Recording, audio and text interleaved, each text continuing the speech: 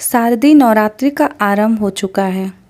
अगले 9 दिनों तक माता की उपासना करने के साथ साथ आपको इस कथा का पाठ जरूर करना चाहिए। श्री दुर्गा नवरात्रि व्रत का कथा करने से आपको सभी 9 देवियों की कृपा प्राप्त होगी। नवरात्रि व्रत कथा। बृहस्पति जी बोले, हे ब्रह्मा जी, आप अत्यंत बुद्धिमान, सर्वशास्त्र और चारों वेदों को जानने वाले में श्रेष्ठ हो। हे प्रभु, कृपा कर मेरा वचन सुनो। चैत्र, अश्विन, माघ और आषाढ़ मास के शुक्ल पक्ष में नवरात्र का व्रत और उत्सव क्यों किया जाता है? हे भगवान, इस व्रत का फल क्या है? किस प्रकार करना उचित है?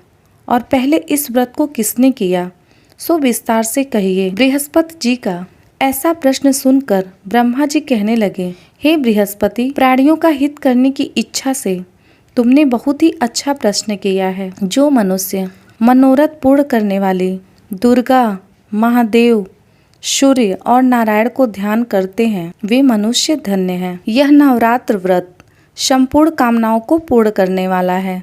इस व्रत को करने से पुत्र सुख, धन, विद्या और सुख मिलता है। इस व्रत को करने से रोग दूर हो जाता है, घर में समृद्धि की वृद्धि होती है, बंध्या को पुत्र प्राप्त होता है, समस्त पापों से छुटकारा मिल जाता है। यदि व्रत करने वाला मनुष्य सारे दिन का उपवास न कर सके तो एक समय भोजन करे और 10 दिन अपने परिवार के सदस्यों सहित नवरात्र व्रत की कथा का श्रवण करे। हे बृहस्पति, जिसने पहले इस महाव्रत को किया है वह कथा मैं तुम्हें सुनाता हूँ। ब्रह्मा जी बोले, प्राचीन काल में मनोहर नगर में एक पीठत नाम का अनाथ ब्राह्मण रहता था।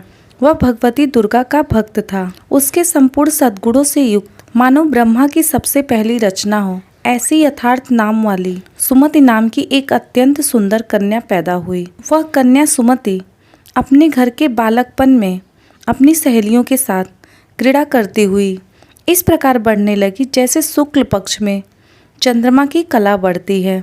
उसका पिता प्रतिदिन दुर्गा की पूजा और होम किया करता था। उस समय वह भी नियम से वहां उपस्थित होती थी। एक दिन सुमति अपनी सखियों के साथ खेलने लग गई और भगवती के पूजन में उपस्थित नहीं हो पाई। उसके पिता को पुत्री की ऐसी असावधानी देखकर बहुत ही क्रोध आया और पुत्री से कहने लगा, हे दुष्ट पुत्री, आज तुमने भगवती का पूजन नहीं किया, इस कारण मैं तुझे कुष्ठी या दरिद्र आदमी के साथ तेरा विवाह कर दूंगा। इस प्रकार कुपित पिता के वचन को सुनकर सुमति को बड़ा ही दुख हुआ और पिता से कहने लगी, हे पिताजी, मैं आपकी कन्या हूँ, मैं आपके सब तरह से अधीन हूँ। जैसा आपकी इच्छा हो मेरा विवाह कर सकते हैं, होगा वही जो मेरे भाग्य में लिखा है।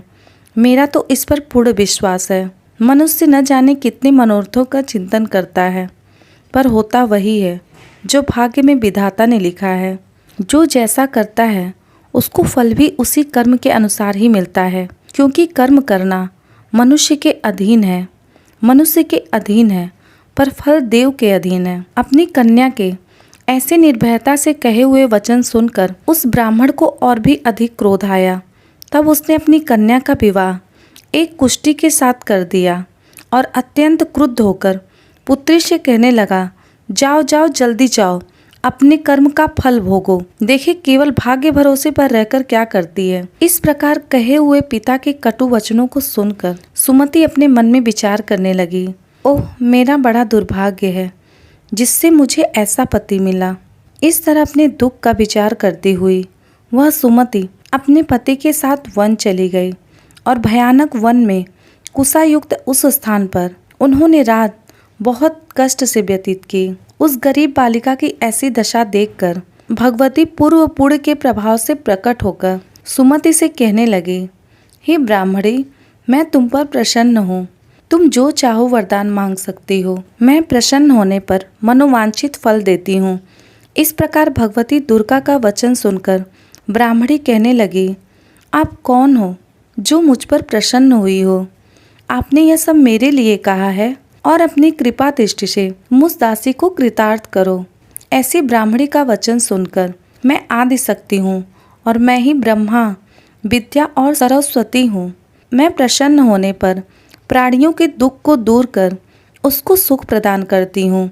हे ब्राह्मणी, मैं तुम पर तेरे पूर्व जन्म के पूरे प्रभाव से प्रसन्न हूँ। माँ दुर्गा कहती हैं, मैं तुम्हारे पूर्व जन्म का वृतांत सुनाती हूँ। सुनो, तू पूर्व जन्म में निषाद की स्त्री थी और अति पतिव्रता थी। एक दिन तेरे पति निषाद ने चोरी की। चोरी करने के कारण तुम दोनों को सिपाहियों ने पकड़ लिया और ले जाकर जेलखाने में कैद कर दिया। उन लोगों ने तुझे और तेरे पति को भोजन भी नहीं दिया। इस प्रकार नवरात्र के दिनों में तुमने न तो कुछ खाया और न ही जल पिया, इसलिए 9 दिन तक नवरात्र का व्रत हो गया। हे ब्राह्मणी, उन दिनों में जो व्रत हुआ उस व्रत के प्रभाव से प्रसन्न होकर तुम्हें मनोवांछित फल दे रही हूँ। तुम्हारी जो इच्छा हो सो मांगो। इस प्रकार माँ दुर्गा के कहे वचन सुनकर ब्राह्मणी बोली कि अगर आप मुझ पर प्रसन्न हैं तो हे दुर्गे, आपको प्रणाम करती हूँ। कृपा करके मेरे पति के कोढ़ को दूर करो। देवी कहने लगी कि उन दिनों में जो तुमने व्रत किया था उस व्रत के एक दिन का पुण्य अपने पति का कोढ़ दूर होने के लिए अर्पण करो। मेरे प्रभाव से तेरा पति कोढ़ से रहित और सोने के समान शरीर वाला हो जाएगा। ब्रह्मा जी बोले। इस प्रकार देवी का वचन सुनकर वह ब्राह्मणी बहुत ही प्रसन्न हुई और पति को निरोग करने की इच्छा से ठीक है ऐसा बोली। तब उसके पति का शरीर भगवती दुर्गा की कृपा से कुष्ठहीन होकर अति कांति युक्त हो गया, जिसकी कांति के सामने चंद्रमा की भी कांति क्षीण हो जाती है। वह ब्राह्मणी पति की मनोहर शरीर को देखकर देवी को अति पराक्रमी वाली समझकर स्तुति करने लगी। हे दुर्गे, आप दुर्गत को दूर करने वाली, तीनों जगत की संताप हरने वाली, समस्त दुखों को दूर करने वाली, रोगी मनुष्यों को निरोग करने वाली, प्रसन्न होने पर मनोवांछित वस्तु को देने वाली और दुष्ट मनुष्यों का नाश करने वाली हो। तुम ही सारे जगत की माता और पिता हो। हे अम्बे, मुझ अपराध रहित अबला को मेरे पिता ने कुष्ठ के साथ विवाह कर मुझे घर से निकाल दिया। उनके निकालने से मैं पृथ्वी पर घूम रही हूँ। आपने ही मेरा इस आपत्ति रूपी समुद्र से उद्धार किया है। हे देवी, आपको प्रणाम करती हूँ, मुझ दीन की रक्षा करो। ब्रह्मा जी बोले कि हे बृहस्पति, इसी प्रकार उस सुमति ने मन से देवी को बहुत स्तुति की। उससे की हुई स्तुति को सुनकर देवी को बहुत संतोष हुआ और ब्राह्मणी से कहने लगी, हे ब्राह्मणी, तुम्हारे उदायल नाम की एक अति बुद्धिमान, धनवान, कीर्तिवान और जितेंद्रिय पुत्र शीघ्र ही होगा। ऐसा कहकर वह देवी उस ब्राह्मणी से फिर कहने लगी कि हे ब्राह्मणी, और जो कुछ तेरी इच्छा हो वही मनोवांछित वस्तु तू मांग सकती है। ऐसा भगवती दुर्गा का वचन सुनकर सुमति बोली, हे भगवती दुर्गे, अगर आप मेरे पर प्रसन्न हैं तो कृपा करके मुझे नवरात्रि विधि बताइए। हे दयावती, जिस विधि से नवरात्र व्रत करने से आप प्रसन्न होती हैं उस विधि और उसके फल को मेरे लिए विस्तार से वर्णन करें। इस प्रकार ब्राह्मणी के वचन सुनकर माँ दुर्गा कहने लगी कि हे ब्राह्मणी, मैं तुम्हारे लिए संपूर्ण पापों को दूर करने वाली नवरात्र व्रत विधि को बतलाती हूँ, जिसको सुनने से तमाम पापों से छुटकर मोक्ष की प्राप्ति हो जाती है। अश्विन मास के शुक्ल पक्ष की प्रतिपदा से लेकर 9 दिन तक विधि पूर्वक व्रत करें। यदि दिन भर का व्रत न कर सके तो एक समय भोजन करें। पढ़े लिखे ब्राह्मणों से पूछकर घट स्थापना करें और वाटिका बनाकर उसको प्रतिदिन जल से सींचें। महाकाली, महालक्ष्मी और महासरस्वती की मूर्तियां बनाकर उसकी नित्य विधि सहित पूजा करें और पुष्पों से विधि पूर्वक अर्घ्य दें। बिजौरा के फूल से अर्घ्य देने से रूप की प्राप्ति होती है। जायफल से कीर्ति, आंवले से कीर्ति और केले से पुत्र हो। कमल से राज सम्मान और दुखों से सुख संपत्ति की प्राप्ति होती है। व्रत करने वाला मनुष्य इस विधान से होम कर आचार्य को अत्यंत नम्रता के साथ प्रणाम करे और यज्ञ की सिद्धि के लिए उसे दक्षिणा दे। इस महाव्रत को पहले बताई हुई विधि के अनुसार जो कोई करता है उसके सब मनोरथ सिद्ध हो जाते हैं। इसमें तनिक भी संशय नहीं है। इन 9 दिनों में जो कुछ दान आदि दिया जाता है उसका करोड़ों गुना फल मिलता है।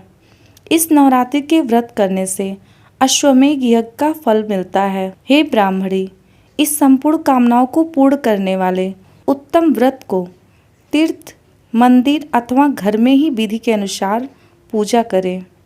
ब्रह्मा जी बोले कि हे बृहस्पति, इस प्रकार ब्राह्मणी को व्रत की विधि और फल बताकर देवी अंतर ध्यान हो गई। जो मनुष्य या स्त्री इस व्रत को भक्ति पूर्वक करता है वह इस लोक का सुख पाकर अंत में दुर्लभ मोक्ष को प्राप्त होता है। दोस्तों, यह थी नवरात्र व्रत की कथा। इस कथा को नवरात्रि में हर दिन सुनने मात्र से ही आपकी जो भी मनोकामना है वह माता जरूर पूरा करती हैं। इस नवरात्रि में आप माँ की आराधना करें और कमेंट में जय माता दी जरूर लिखें। साथ ही इस चैनल को सब्सक्राइब करना ना भूलें। जय माता दी।